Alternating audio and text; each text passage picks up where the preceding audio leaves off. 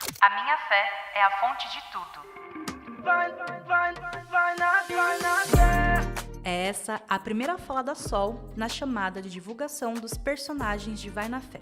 Religião fora do armário. É esse um dos tópicos apresentados como o que está por trás do que faz sucesso no Brasil hoje, de acordo com o estudo Ginga Pop, feito em 2024 pela plataforma Gente, da TV Globo, em parceria com a empresa Inexplorado. E é sobre a relação entre Vai na Fé e essa transformação das religiões no Brasil que a gente vai falar hoje. Saindo da ficção e voltando para a vida real, você conhece alguém que classificaria a fé como elemento importante em sua vida? Difícil acreditar que a resposta foi não, quando o estudo O Brasil e Audiovisual, também da Globo, mostrou que em 2024, 96% dos brasileiros classificaram fé e esperança como seus principais valores.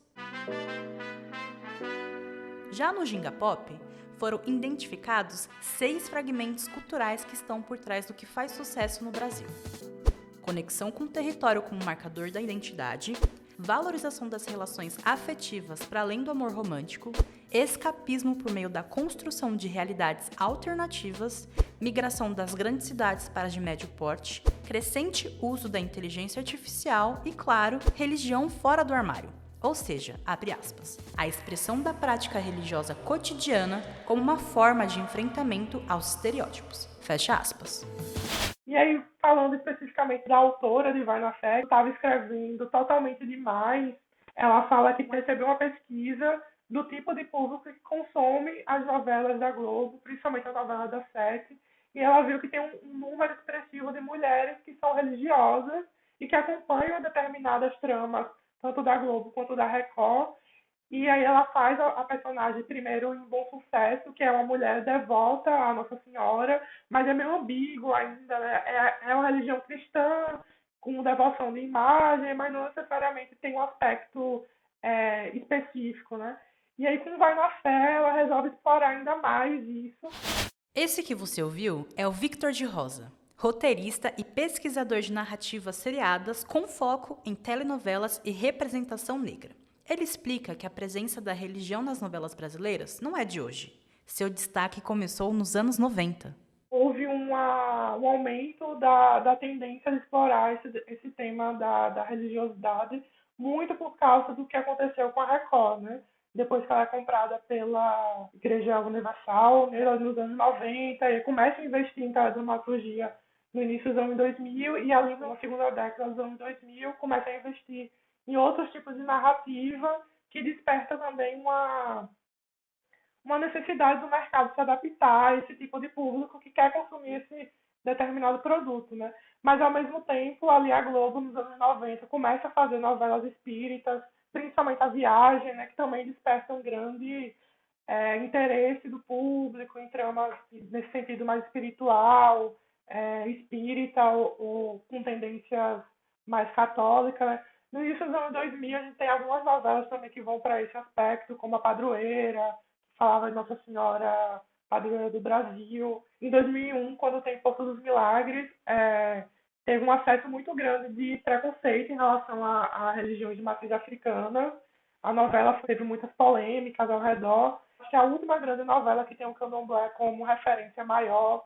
E o que se sustentou na Globo foi as tramas cristãs, principalmente as espíritas, que eles chamam de espiritualistas, né? Eles não definem exatamente como espíritas, talvez até para não espantar uma parte do público, mas eu acho que o grande boom mesmo foi depois que a Record investe nesse determinado aspecto narrativo e a sociedade também vai crescendo, a questão do envolvimento com religiões cristãs evangélicas, né, vai aumentando também a questão política. Eu acho que tudo isso está influenciando.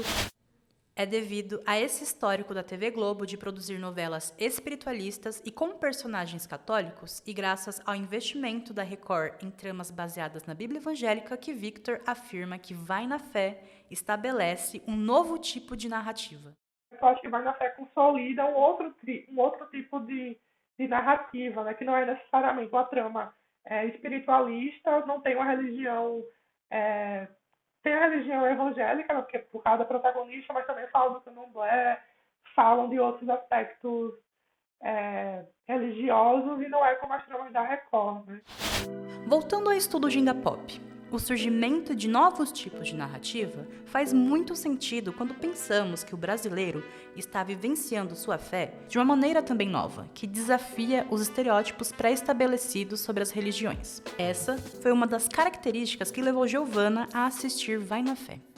Oi, meu nome é Giovana de Souza Borges, eu tenho 22 anos e no momento estou cursando Rádio TV. Eu faço parte da religião evangélica. Eu frequento desde criança, visto que meus pais já frequentavam, né? Então eu nasci em berço cristão e hoje em dia eu continuo frequentando, meus pais também, e ela é algo que faz muita diferença na minha vida e que é uma parte muito importante.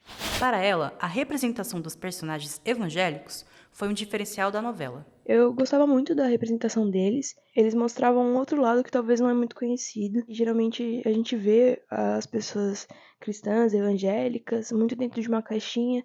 Então, por causa da personagem Sol dançar, eu acho que trazia um novo olhar para essa religião e para como as pessoas se portam no dia a dia. O que vocês estão ouvindo aí? É louvor, mãe. A gente tava ensaiando pro culto. Senhor, eu sei que tu me sondas. A Giovana comenta que assistia aos capítulos junto com sua mãe e que de vez em quando eles até viravam assunto de família. Quando a gente assistia a novela, às vezes a gente comentava sobre algumas coisas, assim, em família. Comentava sobre algum louvor que tocava, que também tocava na nossa igreja, ou sobre a atitude, por exemplo, do pastor, que eu lembro que ele era bem receptivo com o personagem Hugo, mesmo ele sendo da criminalidade, ele tentava tornar a igreja o espaço que deve ser, né? Um espaço acolhedor, um espaço de amor, um espaço de empatia e respeito. E não foi só a Giovana que gostou da construção dos personagens. O Evandro Jales, apresentador do podcast cristão Miló Podcast, comentou em um de seus episódios. Aí a primeira vez que eu vi essa novela foi com a música do Marcos Almeida num culto. E, mano, não é brincadeira não. Eu fiz um stories, postei, e antes disso, lógico, eu me emocionei, mano. Eu chorei em casa, eu falei, cara, que coisa linda, porque foi a primeira vez que eu tinha visto um produto de teledramaturgia na Rede Globo com um conteúdo de dia a dia em que o cristão não estava sendo estereotipado. Sabe, eu falei, cara, e esse louvor é um louvor que eu escuto, é uma música que eu escuto. Essa quebra de estereótipos também foi um dos motivos que levou o Rodolfo Amaral a abordar Vai na Fé em seu trabalho de conclusão de curso da graduação de Publicidade e Propaganda na Universidade Federal do Rio Grande do Norte. Ele frequenta uma casa de candomblé desde 2016 e, em seu TCC, analisou uma das cenas de maiores repercussões da novela, a que o personagem Benjamin vai pela primeira vez em um terreiro de candomblé. Naquele momento da narrativa, o personagem se encontrava num dilema existencial. Ele buscava entender o propósito de sua vida após ser o único sobrevivente de um acidente de trânsito. Engraçado, sabe? Porque desde que eu sobrevivi ao acidente, eu fico tentando, sei lá, achar qual o propósito de eu estar aqui, sabe? Qual o caminho. E olha onde você veio parar.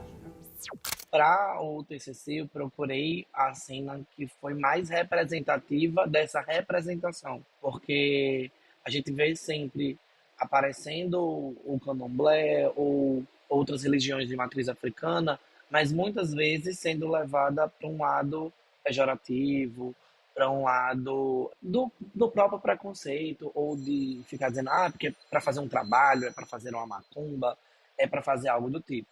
E ali eu acho que trouxe exatamente essa situação de encontro pessoal e de autoconhecimento. Então, a representação que foi tida ali da cena como um todo, para a gente que é da religião, sente muito bem representado quando você vê os elementos que foram falados, as apresentações da forma como foi feita, desde, por exemplo, na imagem, ele sentia como um chamado, ele não sabia muito bem, estava procurando algo, mas ele não sabia o que ele estava procurando, e ele sente desde o som, desde a forma como ele é recebido, e desde no final, coisas que fazem você se sentir em casa. A primeira vez que ele esteve lá, ele já estava participando ali como membro. Então é o fato do acolhimento. E esse acolhimento que o Rodolfo fala da cena de Vai na Fé é importante, porque é uma das características que, para ele, mais se destacam no candomblé, o que mostra como o personagem era, de fato, uma representação da realidade. Quando ele mais estava cheio de emoções, de conflitos, era lá onde ele encontrava a resposta ou o conselho. Então eu acho que isso é muito da realidade do candomblé. É do cuidado, de você ter esse sentimento de família, de ter alguém que está por você, que está cuidando de você. Se no candomblé a coletividade é uma característica de destaque, é natural que o compartilhar também seja. E foi isso que aconteceu com as cenas de Vai na Fé. Tinha os recortes que ia para Instagram ou para o Twitter, e aí a gente tinha muito disso disseminado no próprio grupo da casa, entre as pessoas, entre a gente mesmo que está ali.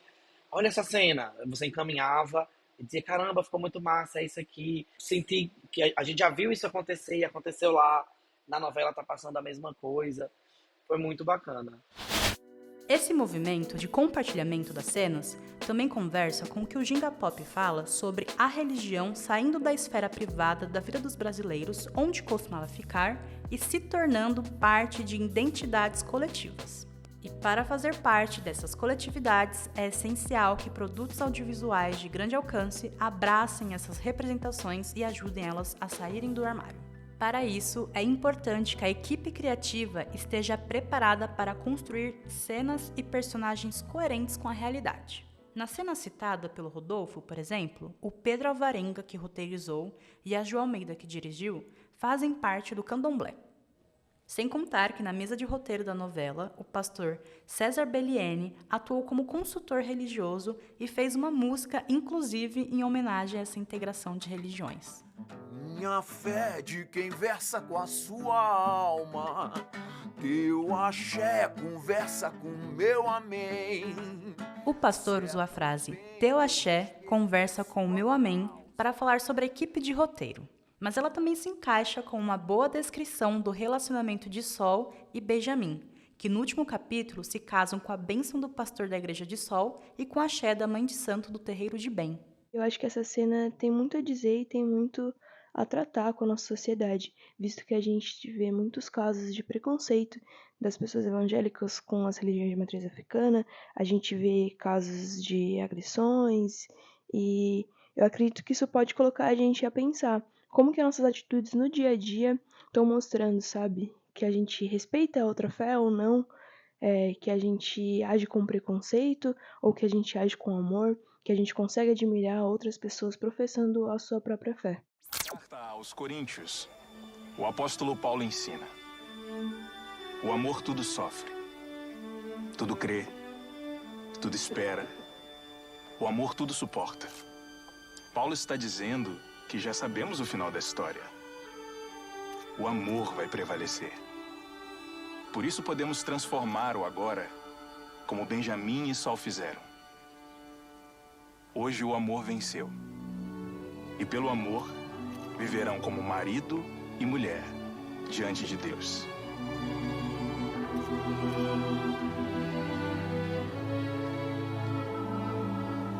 Essa não é apenas a celebração da união de um homem e uma mulher, porque o amor de Benjamin e Solange é também a realização do sonho dos nossos ancestrais.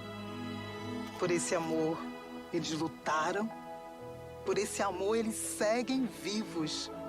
Vocês são parte de uma grande história que é o nosso legado aqui no Aiê, aqui nessa terra.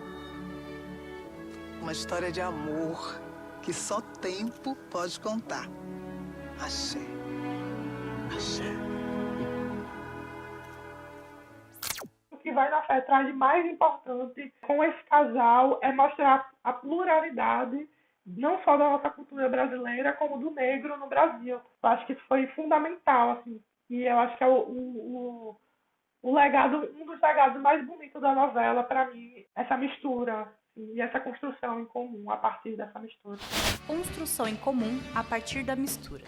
Foi isso que Vai na Fé fez com diversos temas e com a fé, claro, não foi diferente. A novela trabalhou com seriedade o que se propôs a retratar e, estando conectada com o que importava para seu espectador, se consolidou como a terceira produção ficcional mais vista na televisão brasileira em 2023, de acordo com Cantar e Pop Mídia. Sem contar a visibilidade nas redes sociais com a hashtag Vai na Fé, alcançando 3,3 bilhões de visualizações no TikTok.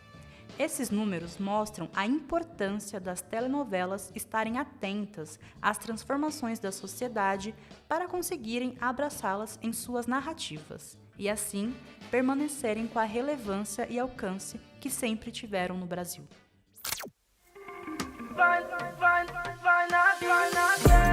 Essa reportagem contou com áudios da TV Globo, Conta Aqui Podcast e Miló Podcast. A narração foi feita por mim, Maria Clara Oliveira, e eu também fiz assistência de edição juntamente com Luiz Eduardo Almeida. A edição final é de Caroline de Moraes. Direção e roteiro, Sofia Furtado.